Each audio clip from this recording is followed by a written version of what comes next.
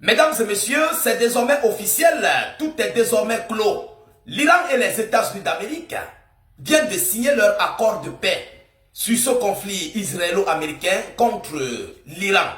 Alors, ces dernières heures, pendant que nous étions concentrés sur les bombardements de nuit que Volodymyr Zelensky était en train d'infliger sur la Fédération de Russie, pendant que nous étions concentrés sur les flammes, sur le territoire de Vladimir Poutine, du côté de Versailles, comme vous-même vous pouvez le constater en image, M. Donald Trump, chef de l'État américain, et le président Massoud Pezeshkian ont procédé à la signature dans la nuit. Ça s'est passé dans la nuit, vous comprenez, vers le petit matin. Ils ont procédé à la signature de cet accord de paix.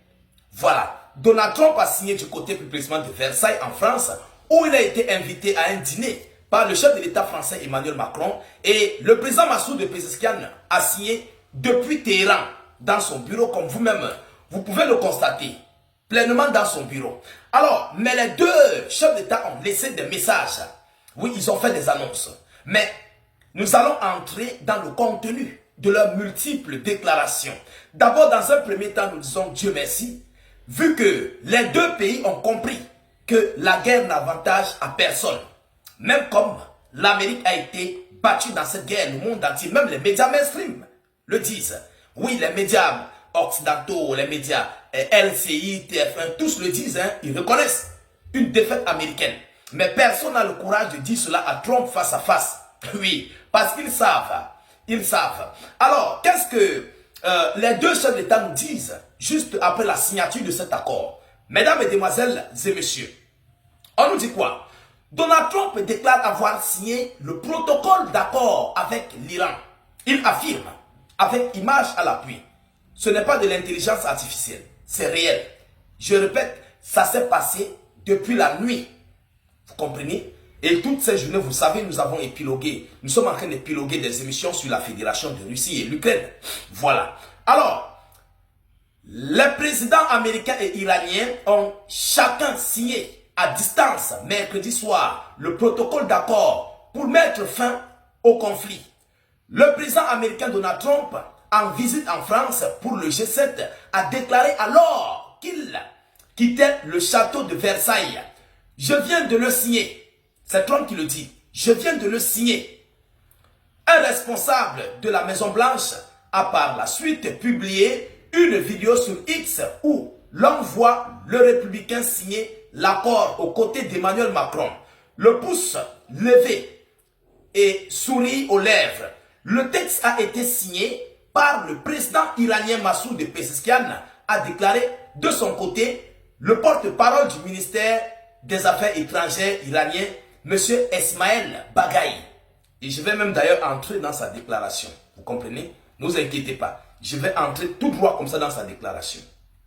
M. Bagaï souligne que la cérémonie de signature formelle par le vice-président américain J.D. Vance et le président du Parlement iranien Mohammad Bagher Ghalibaf, initialement prévue en Suisse vendredi, donc demain vendredi, dans quelques heures, semble en conséquence désormais sans objet.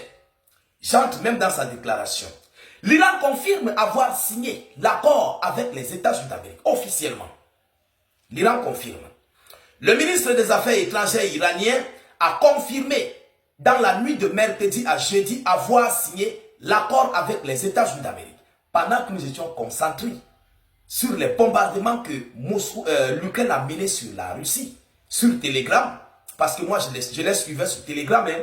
Voilà, les images sortaient, ça tombait seulement. Je les suivais sur Telegram, parce que je suis en direct là-bas. Voilà. Le texte du protocole d'accord Islamabad a été finalisé par la signature des présidents. Il est désormais temps de mettre à l'épreuve la mise en œuvre de cet accord, a déclaré le porte-parole du ministère, M. Ismaël Bagaï, cité par l'agence IRNA. Il ajoute que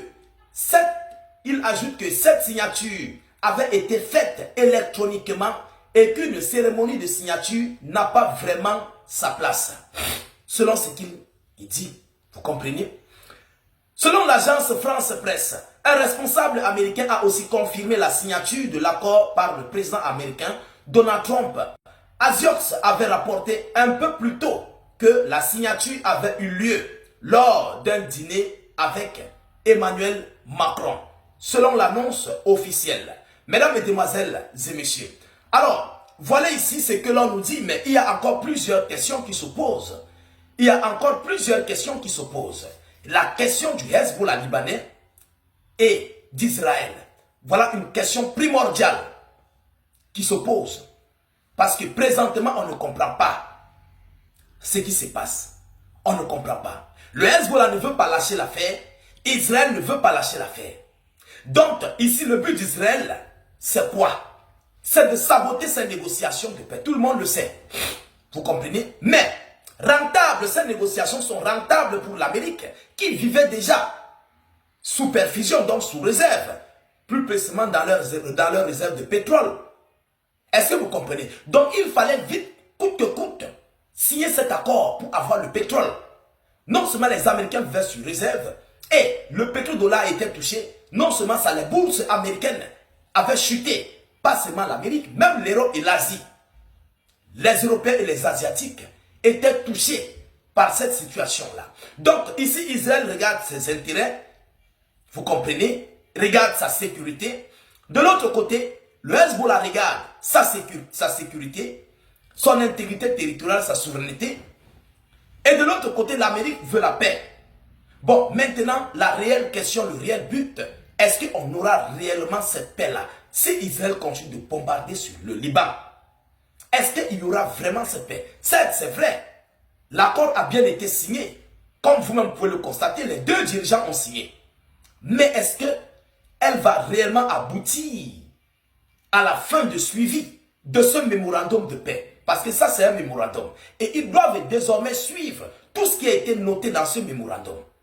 Et le suivre étape par étape, pièce par pièce, jusqu'à la signature finale de ce suivi de ce mémorandum. Mais pendant ce temps, Israël a toujours la main sur la gâchette. Le Hezbollah de l'autre côté ont toujours la main sur la gâchette. Donc, on ne connaît plus ce qui va se passer. Et vous savez que c'est l'une des conditions de l'Iran. La fin des hostilités entre Israël et le Liban. C'est l'une des conditions primordiales de l'Iran. Pour protéger aussi ses alliés du Hezbollah. Est-ce que vous comprenez? Donc, à l'heure actuelle où nous vous parlons, la signature a déjà été faite, elle est officielle. Donc, demain du côté de la Suisse à Genève, elle serait juste ratifiée, voilà. Et puis, ils vont engager automatiquement des deux côtés leurs décisions qu'ils ont signées. Voilà. Israël, les États-Unis d'Amérique doivent lever leur blocus. L'Iran doit lever son blocus. L'Iran doit superviser les navires. L'Iran doit déminer le détroit. L'Amérique doit déguerpir ses bases militaires de la sous-région et tout ce qui s'ensuit. En fait, chacun doit obtempérer à ses tâches. Vous comprenez? Et à la fin du mémorandum, dès que chacun va suivre ses tâches, il y aura encore une signature finale. Et là, qui mettra donc toutes les parties dans la paix. Voilà. Donc, c'est un peu ça. C'est pourquoi moi, j'appelle ça, ce que vous voyez là, moi, je l'appellerais le mémorandum. C'est un mémorandum. Vous comprenez? Ce n'est pas la fin de la guerre. Mais ça aboutit à la fin d'une guerre. Ça, c'est un mémorandum à suivre pendant un cessez-le-feu. Est-ce que vous comprenez? Ce n'est pas encore la fin de la vraie paix même en question. La vraie paix même en question, ce n'est pas ça. Vous comprenez? Mais ça apaise les choses pour mieux suivre et aboutir à une paix réelle et juste. Vous comprenez un peu? Alors, je ne sais pas comment il pourrait vous expliquer ça, mais vous avez compris ce que je voulais par là vous dire.